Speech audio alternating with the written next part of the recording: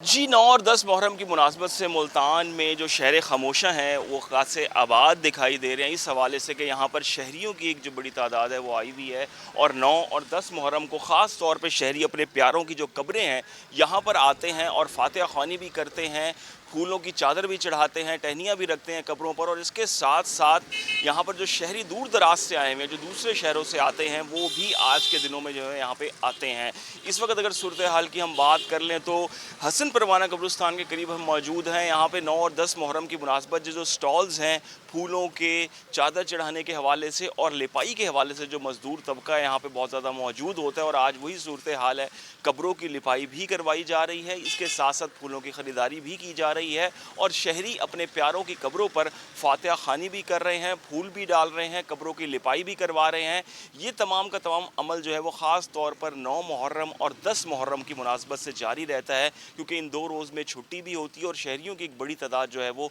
कब्रिस्तानों का और शहर खामोशा का रुख किए हुए होती है और अपने प्यारों को याद करते हैं। जी।